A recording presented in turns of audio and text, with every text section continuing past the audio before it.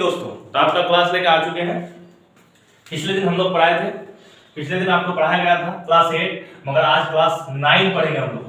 ठीक है, क्लास 9 में क्या पढ़ेंगे, जैसे पिछले दिन आप देखे थे कि पार्ट्स ऑफ स्पीच के बारे में पढ़ाया था आप लोग को, जहां पर मैंने 4 पार्ट्स ऑफ स्पीच को आपका खत्म किया था, 4 पार्ट्स ऑफ स्पीच को पढ़ाया था, जो कि आज का पार्ट्स ऑफ स्पीच आज जो पढ़ाने वाला हूँ बहुत ही इंपॉर्टेंट है और बहुत ही देख सकते हैं कि पहले से लिखे हुए हैं, जिससे कि आप लोग का टाइम बच जाए। ठीक है, तो आप यहाँ पर देख सकते हैं कि एडवर्ब, प्रीपोजिशन, कंजंक्शन और इंटरजेक्शन हम लोग का रह गया था। ये 4 पार्ट्स ऑफ स्पीच जैसे पिछले दिन पढ़ाए थे, नाउन प्रोनाउन थोड़ा इजी में आप समझ गए थे, है ना, मगर थोड़ा ये जो 4 पार्ट्स ऑफ स्पीच है ये थोड़ा आपको समझना पड़ेगा बढ़िया से, क्योंकि ये 4 पार्ट्स ऑफ स्पीच बहुत ही इंपॉर्टेंट है ग्रामर। चलिए शुरू करते हैं। आपका दूसरा टाइगर क्लास शुरू हो गया है, तो क्लास 9 में जो बचा था हम लोग का क्लास 9 यानी पार्ट्स ऑफ स्पीच कर लेते हैं, तो ये पार्ट 2 आपका क्लास चल रहा है। ठीक है, क्लास 8 का या फिर क्लास 9 कह सकते हैं आप इसको। ठीक है, तो जैसे पिछले दिन आपको क्या पढ़ाया था, the words which are divided into 8 classes, जैसे हम जानते हैं कि पार्ट्स ऑफ स्पीच 8 क्लासेस होते हैं अकॉर्डिंग टू देयर फंक्शन, है ना, are known as parts of speech. ठीक है, तो अब यहाँ पर पहले तो एडवर्ब को नहीं पढ़ाऊंगा, पहले अभी जैसे हम लोग पढ़े थे नाउन प्रोनाउन एडजेक्टिव वर्ब तक खत्म हो गया था, उसके बाद एडवर्ब, प्रीपोजिशन, कंजंक्शन, इंटरजेक्शन, ये तीनों को पहले आप लोग पढ़ लीजिए आज, है ना। ये प्रीपोजिशन, कंजंक्शन, इंटरजेक्शन, तो सबसे पहले सवाल कि प्रीपोजिशन कैसे कहते किसे हैं, हमेशा याद रखिएगा कि प्रीपोजिशन एकदम इजी, ये जो मैं आपका क्लास करा रहा हूं कि ये 8 पार्ट्स ऑफ स्पीच को आप इजी वे में कैसे पकड़ ले, जल्दी से इस चीज को मैं पढ़ा रहा हूं यहां पर। तो प्रीपोजिशन क्या किसे कहते हैं इस चीज को समझिए। प्रीपोजिशन नाउन और प्रोनाउन के पहले आता है, हमेशा याद रखिएगा कि नाउन और प्रोनाउन के पहले आएगा, और इसका संबंध जो दूसरे नाउन और प्रोनाउन है उसके बीच में एक संबंध बनाएगा। फिर से बोलता हूं, नाउन और प्रोनाउन के पहले बैठकर नाउन और प्रोनाउन के साथ क्या बनाएगा, संबंध बनाएगा, तो उसे हम लोग क्या कहेंगे, it's relationship with the another words. Okay, तो इसे हम लोग प्रीपोजिशन कहेंगे, समझ गए। तो यहाँ सबसे बड़ी बात है क्या कि ये हमेशा प्रीपोजिशन आपको दिखेगा यदि तो नाउन और प्रोनाउन के पहले दिखेगा, कोई एडवर्ब के पहले नहीं दिखेगा, कोई कंजंक्शन के पहले नहीं दिखेगा, ये सिर्फ दिखेगा तो दिखेगा कहाँ दिखेगा, आपका नाउन और प्रोनाउन के पहले। जैसे मैं कुछ एग्जांपल देता हूं, आप भी सोच सकते हैं कुछ एग्जांपल, जैसे कम विद मी, यहाँ प्रोनाउन है, ये आपका देखिए प्रीपोजिशन आ गया। ठीक है, उसके बाद और भी एग्जांपल दीजिए,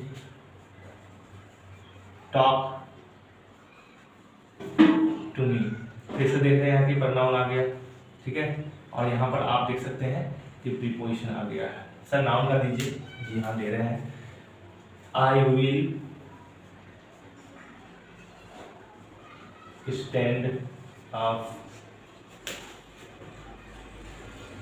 इन फ्रंट ऑफ राम, देखिए राम नाउन आ गया आपका।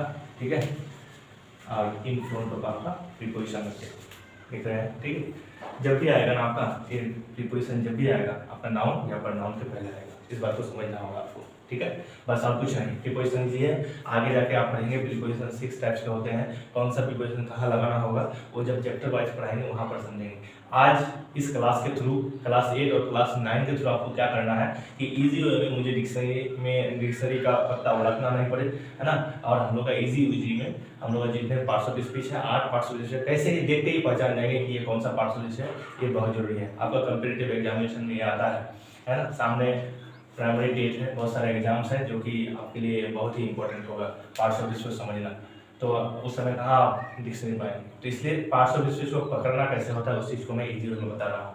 जैसे पिछले दिन आपको बताया था एडजेक्टिव के बारे में, एडजेक्टिव को कैसे पकड़िएगा, तो आज यहाँ पर प्रीपोजिशन को समझे, ये नाउन और प्रोनाउन के पहले आएगा और क्या करेगा वो, है ना, पहले आके उसके साथ एक रिलेशनशिप बताएगा या प्लेस, पोजीशन, मेथड इसी को बताएगा। तो आप ये भी कह सकते हो कि preposition is the class which comes before noun और प्रोनाउन टू से प्लेस, पोजीशन, मेथड इसी इक्वल प्रीपोजिशन, है ना। तो यहाँ पर देख सकते हैं अलग अलग जो काम है कि ये आप कहाँ खड़े हो राम के सामने, प्लेस को बता रहा है। ठीक है, तो इस तरह से आपका ये प्रीपोजिशन काम करेगा। I hope you understood very well. बाकी चैप्टर में जाएगा और डिटेल्स में बताएंगे। कंजंक्शन को यहाँ समझ लीजिए। कंजंक्शन क्या है, बस सिंपल, आपको जो डेफिनेशन होता है, है ना, डेफिनेशन याद करने जाएंगे याद नहीं रहेगा, तो आप यहाँ पर कंजंक्शन का एक्चुअली काम क्या होता है उस चीज़ को समझने की कोशिश कीजिए। कंजंक्शन यहाँ क्या काम करता है उस चीज़ को आपको समझना है। तो कंजंक्शन क्या बोलो, कंजंक्शन एक प्रकार का कहते हैं वो लट्ठा है ना, गम होता है ना लट्ठा। लट्ठा किसके लिए यूज करते हैं हम लोग, कोई भी दो चीज को जोड़ने के लिए हम लोग क्या करते हैं, लट्ठा का इस्तेमाल करते हैं। उसी तरह कंजंक्शन को एकदम आप देसी स्टाइल में कह सकते हो कि ये लट्ठा है, लट्ठा यानी ये कोई चीज को जोड़ेगा। तो क्या जोड़ेगा ग्रामर में, conjunction is a class which joins two words, two phrases, two clauses, two parts of speech clauses बोल दिए है ना, जितने भी चीज है, दो सेंटेंस, दो सब्जेक्ट, दो ऑब्जेक्ट्स, ये कंजंक्शन आपका जोड़ेगा। बस कंजंक्शन का काम ही क्या होता है, दो वर्ड्स, दो फ्रेजेस, दो चीज को जोड़ना, उसी को हम लोग क्या कहेंगे कंजंक्शन कहेंगे। फिर से बार बोलते हैं कि जो जोड़ने का काम करता है उसे हम लोग कंजंक्शन कहते हैं, है ना। जैसे कि अब यहाँ पर दो सब्जेक्ट को जोड़ के बता रहे हैं, Ram and Shyam are friends, Ram and Shyam are friends. देख सकते हैं यहाँ पर एंड आया है, ये राम को जोड़ा है और श्याम को जोड़ा है, दो नाउन को जोड़ा है कह सकते हैं आप, या फिर दो सब्जेक्ट को जोड़ा है यहाँ पर। और भी एग्जांपल्स ले लेना चाहते हैं और भी एग्जांपल्स ले लीजिए, जैसे कि I am both teacher and doctor. देखिए बॉथ और एंड दो वर्ड को जोड़ा है, टीचर और डॉक्टर को। I hope you understood. इसी तरह दो वर्ड को हमेशा जोड़ेगा, दो क्लासेस को जोड़ेगा, दो सेंटेंसेस को जोड़ेगा, दो क्लासेस को, दो क्लाउजेस को जोड़ेगा, ठीक है। उसका काम वो जो जोड़ेगा उसका काम होता है कंजंक्शन का, ठीक है। आप समझ गए। तो सिंपल वे में सिर्फ दिमाग में रखना है कि जब भी कोई ग्रामर में जोड़ने का काम करता है वो कंजंक्शन है, ठीक है। चलिए इंटरजेक्शन क्या होगा, सडन फीलिंग्स को सोच करेगा, ठीक है, सम सडन फीलिंग्स है ना। जो सडन फीलिंग आपका जॉय के लिए हो सकता है, सोरो के लिए हो सकता है ना, वंडर के लिए हो सकता है, वो हमेशा क्या रहेगा, इंटरजेक्शन आपका सडन सम सडन फीलिंग्स को सोच करेगा। जैसे आपको चोट लगता है तो आपका आउच है ना, कोई चीज आप खुशी होते हो तो है ना, आप कोई घटना हो जाता है अलास है ना, तो ये एक्सप्रेशन जो आप ये करते हो, सोच करते हो, उसे हम लोग क्या करते हैं, इंटरजेक्शन करते हैं। काम बताओ, ये तीनों पॉइंट को समझ गए। अब एडवर्ब को बहुत ही थोड़ा डीप है, थोड़ा लंबा है, इसको बढ़िया से समझने की कोशिश कीजिए। यदि कोई दिक्कत होगा, यदि फिर से बोलेगा सर फिर से ये क्लास को रखिए, फिर से रखूंगा है ना, सीरियसली क्लास को कीजिए, एकदम A to Z मैं सिखा रहा हूँ आपको एक तरफ से। और जो मैं बोला था कि 30% आप इंग्लिश बोल पाओगे वो क्लास करने के बाद, 30% को, उस 30% को ही स्ट्रॉन्ग बनाने के लिए, उस 30% को 100% बनाने के लिए ये क्लास आपको दे रहे हैं, ठीक है। दैट उसमें आएंगे, एविडेंस में आएंगे और सेंटेंस को कैसे बेहतर करेंगे आपको अगले क्लास में मिल जाएगा। चलिए अब एडवर्ब को समझते हैं। एडवर्ब एकदम ध्यान से, जो डेफिनेशन है बार बार बताता हूँ, डेफिनेशन में ध्यान दीजिए, मेन काम क्या है उसको समझिए। तो एडवर्ब का काम क्या होता है ये भी किसी को ना किसी को क्वालिफाई करेगा, है ना, बताएगा किसी के बारे में। तो कितनी चीजों के बारे में बताएगा, इस चीज को आपको समझना होगा। जैसे आप यहाँ देख सकते हैं कि 8 सेंटेंस में लिखा हूँ, तो समझ जाइए 8 चीजों के बारे में बता सकता है। तो सर 8 चीज क्या क्या है, एडवर्ब सेज अबाउट, या adverb is a class which qualifies आपका noun, pronoun, adjective, verb, adverb भी है ना, preposition, conjunction and whole sentence. यानी ये सिर्फ इंटरजेक्शन को नहीं बताता है, इसको नहीं बताता है आपका, बाकी यानी इसको छोड़ के आपका 7 पार्ट्स ऑफ स्पीच हुआ और होल सेंटेंस को बताता है। क्या बोला मैंने, 7 पार्ट्स ऑफ स्पीच को बताता है और होल सेंटेंस को बताता है। यानी एडवर्ब आपका 7 पार्ट्स ऑफ स्पीच के बगल में या फिर कहीं भी रह के उसको बता सकता है, उसको क्वालिफाई कर सकता है, और साथ ही साथ आपका किसको बताएगा, होल सेंटेंस को भी बताएगा। देखिए कैसे मैं एग्जांपल्स के थ्रू समझा रहा हूँ आपको। अब देखिए यहाँ पर एक तरफ से मैं लिख दिया हूँ, only Ram can speak English, जो सेंटेंस है। अब देखिए यहाँ पर राम क्या है, आपका नाउन है, मैंने बताया था कि कोई भी नाम को नाउन कहते हैं। और ओनली का प्रेशर केन पर नहीं है, स्पीक नहीं है, इस इंग्लिश पर नहीं है। केन का प्रेशर, ये ओनली का प्रेशर किस पर है, राम पर है। राम नाउन है तो आपका ये क्या है, एडवर्ब, इसलिए है, समझ गए। चलिए 2 नंबर में आइए, इवन सी हेट्स मी, है ना, यहाँ सी आपका जो है प्रोनाउन है और इवन यहाँ पर सी को बता रहा है, इसलिए आपका ये क्या हो गया, आपका एडवर्ब हो गया, ठीक है। उसके बाद देखिए 3 नंबर में, यू आर वेरी हैंडसम, है ना, हैंडसम यहाँ पर यू को बता रहा है, इसलिए एडजेक्टिव है, क्योंकि पिछले क्लास में बताया था आपको कि एडजेक्टिव हमेशा नाउन या प्रोनाउन के बारे में बोलता है। तो यहाँ हैंडसम यू के बारे में बोल रहा है, इसलिए एडजेक्टिव हो गया आपका। और वेरी, आप देखिए वेरी ना ही आर को बता रहा है ना ही यू को बता रहा है ना, वेरी हैंडसम, यानी हैंडसम पर जोर दे रहा है, यानी एडजेक्टिव को यदि कोई बता सकता है तो सिर्फ मात्र एकमात्र कौन है, एडवर्ब ही है ना। रहीम, उसके बाद चौथा नंबर में आ जाइए, रहीम एक तरफ से नाउन, प्रोनाउन, एडजेक्टिव, उसके बाद वर्ब है ना, उसके बाद वर्ब को देख लीजिए। यानी रहीम दौड़ता है, तेज दौड़ता है ना, तो ये तेज किसको बता रहा है, रन को। रन आपका है वर्ब हुआ, और ये फास्ट क्या हुआ, यदि रन को क्वालिफाई करेगा तो एडजेक्टिव कंजंक्शन नहीं होगा, वो आपका एडवर्ब ही होगा, इसलिए आपका ये एडवर्ब है। समझ पा रहे हैं बात को? I hope you understand very well, ठीक है। चलिए उसका देखिए फिफ्थ सेंटेंस दिए हैं आपको, रहीम रन्स वेरी फास्ट, यानी वर्ब के बाद एडवर्ब, यानी रहीम जो दौड़ता है, तेज दौड़ता है, यानी फर्स्ट यहाँ इसको बता रहा है फर्स्ट, इसलिए एडवर्ब हो गया है। और वेरी फास्ट, वेरी इस पर जोर दे रहा है, इसलिए आपका ये एडवर्ब हो गया। यानी एक एडवर्ब दूसरे एडवर्ब को भी बता सकता है, इस बात को ध्यान रखिएगा, बहुत ही यूनिक चीज है कि एक एडवर्ब दूसरे एडवर्ब को भी बता सकता है, ठीक है, इसलिए आपका ये वेरी एडवर्ब हो गया। तो जब भी पार्ट्स ऑफ स्पीच निकालना होगा, आप इस तरह से देखिए कौन इसको बता रहा है, इस तरह से आप समझ पाएंगे कि कौन सा पार्ट्स ऑफ स्पीच है। I hope you understand very well. चलिए then next if you see here 6 number, what is see he stood just at the gate, okay, just at the gate, if you see it, यदि आप देखते हो कि ये आपका 8 preposition हमें बचपन से पढ़ता है कि where do you live, I live at Rampur, है ना, I live at रामपुर, यानी देख सकते हैं कि 8 हम लोग एलकेजी से यूज करते हुए आ रहे हैं, जब भी कोई पूछता था कि where do you live, तो अपना गांव का नाम बताते, अपना शहर का नाम बताते।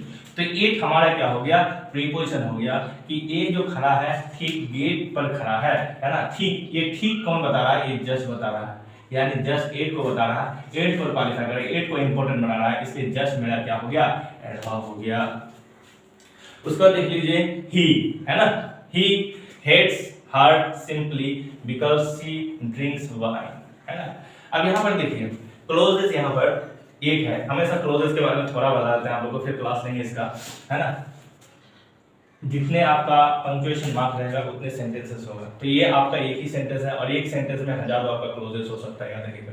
तो जितने वर्ब होगा उतने क्लोजेस होगा, यानी कौन सा verb, finite verb. Finite verb क्या होता है पढ़ाऊंगा बाद में, है ना। जैसे एक आपका फाइनाइट वर्ब हुआ और ड्रिंक्स यहाँ पर एक फाइनाइट वर्ब हुआ, है ना, 2 फाइनाइट वर्ब यानी 2 क्लोजेस है, ये क्लोज यहाँ से यहाँ तक और ये क्लोज यहाँ से आपका यहाँ तक। ये 2 क्लोज को जोड़ने वाला मैंने बोला था, अभी पढ़ाया कि कंजंक्शन 2 क्लोज है, तो कोई तो जोड़ेगा तब ना ही बनेगा भाई, तो कंजंक्शन यहाँ पर लगेगा, हम लोग को जोड़ने का काम कर रहा है, वो जो जोड़ने का काम कर रहा है वो कौन है, वो आपका बिकॉज है, बिकॉज है, कंजंक्शन हो गया। और he hates her simply, simply देखिए बिकॉज पर जोड़ दे रहा है ना, यानी कंजंक्शन को कोई यदि बता सकता है तो वो सिर्फ ही है। I hope you understand very well. चलिए दिक्कत नहीं है, आज बोल रहे हैं क्या, फिर से बोल रहा हूँ कि यहाँ पर 2 क्लोजेस है। क्लोजेस क्या कहा मैंने, सिंपली याद रखिएगा कि जितने फाइनाइट वर्ब क्या होता है, बस थोड़ा ये समझिए कि एक सेंटेंस की एक क्लोज की तरह काम कर रहा है ना। फाइनाइट वर्ब जो बदलता है, फाइनाइट वर्ब जो वर्ब बदल सकता है, जैसे थोड़ा यहाँ समझ लीजिए कि आई एम, सिंपल सेंटेंस देते हैं एक आपको, आई एम गोइंग लिखा हूँ मैंने यहाँ पर, है ना। यहाँ पर देखिए यदि मैं आई को बदल के ही करता हूँ, ठीक है, ही इज गोइंग, देखिए गोइंग का गोइंग ही रहा है, गोइंग का गोइंग ही रहा है, यहाँ यम बदला है, यानी यम इज में बदल गया है, ये सब्जेक्ट बदला है, इसलिए यानी जो भाव सब्जेक्ट और टेंस के हिसाब से बदले उसे डेफिनेशन यहीं पर बना लीजिए। जो भाव क्या बोला मैंने, जो भाव सब्जेक्ट और टेंस के हिसाब से बदले उसे हम लोग क्या कहेंगे भाई, बाबू क्या बोलेंगे बताओ, उसे हम लोग बोलेंगे फाइनाइट वर्ब। तो एक फाइनाइट वर्ब यहाँ है और एक फाइनाइट वर्ब यहाँ पर है, तो फाइनाइट वर्ब 2 क्लोजेस को जोड़ने के लिए तो कोई चाहिए, तो होगा कंजंक्शन। कंजंक्शन हमारा है, हमारा टॉपिक है एडवर्ब, तो ये सिंपली ये बिकॉज को बता रहा है, इसलिए सिंपली को क्या कहेंगे, एडवर्ब। क्यों कहेंगे, क्योंकि कंजंक्शन को बताने वाला ग्रामर में कोई नहीं है, यदि कोई है तो एकमात्र वो कौन है, एडवर्ब है। Understood, very good. चलिए अब 7 नंबर हो गया हम लोग का, 8 नंबर में आते हैं, जो कि इंटरजेक्शन को नहीं बताता है एडवर्ब, वो बताता है आपका सेंटेंस को, है ना। ही डाइड, सिंपली लिखे हैं ही डाइड, एक सेंटेंस हुआ। अनफॉर्चुनेटली का प्रेशर ना ही पर है ना ही डाइड पर है, यानी यदि है तो पूरा होल सेंटेंस पर है। तो ये क्या बता रहा है, अनफॉर्चुनेटली आपका होल सेंटेंस को बता रहा है। तो अनफॉर्चुनेटली यदि बता रहा है होल सेंटेंस को, होल सेंटेंस को यदि कोई बताने वाला होता है तो एक मात्र कौन होता है आपका, वो मात्र एडवर्ब होता है। I hope you understood. चलिए ये पूरा चीज समझा दिया मैंने, फिर एक बार बता देता हूँ आपको पार्ट्स ऑफ स्पीच के बारे में बता रहा हूँ। पार्ट्स ऑफ स्पीच होते हैं 8, जो ग्रामर में आपको यदि कुछ मिलेगा तो यही पार्ट्स ऑफ स्पीच मिल के आपका ग्रामर बना है। यानी ये पार्ट्स ऑफ स्पीच को आपको कंट्रोल कर लेते हैं आप, तो आपका ग्रामर पूरी तरह से कंट्रोल हो गया है ना। और जो एक्स्ट्रा है narration, voice change, close, phrase, ये सब इजी है, ये सब इजी है, पहले ये सब इंपॉर्टेंट है ना, ये सब इंपॉर्टेंट है। तो ये 8 पार्ट्स ऑफ स्पीच के बारे में फिर से मैं बता रहा हूँ कि 8 यदि पार्ट्स ऑफ स्पीच कौन कौन है। नाउन है, प्रोनाउन है, एडजेक्टिव है, वर्ब है, एडवर्ब है, प्रीपोजिशन, कंजंक्शन, इंटरजेक्शन। नाउन कोई भी नाम को कहेंगे, प्रोनाउन नाउन के बदले में जो यूज होगा उसे प्रोनाउन कहेंगे। एडजेक्टिव हमेशा क्या बोले थे कि नाउन प्रोनाउन का बेटा बेटी है वो, है ना, समझ लो, ये बेटा है।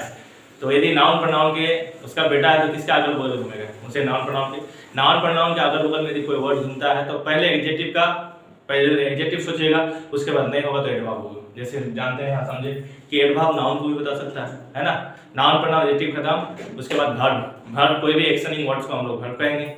एडवर्ब जो कि 8 चीजों के बारे में बताता है, मैंने बता दिया 8 चीजों के बारे में किस किस के बारे में बताता है। उसके बाद प्रीपोजिशन जो कि नाउन और प्रोनाउन के सिर्फ पहले आता है ना, और उसके पहले बैठकर क्या करता है वो नाउन प्रोनाउन के साथ रिलेशनशिप बनाता है और नाउन प्लेस पोजीशन मेथड को बताता है। तो उसके बाद कंजंक्शन जो हमेशा दो वर्ड और फ्रेज और क्लॉजेस को जोड़ेगा।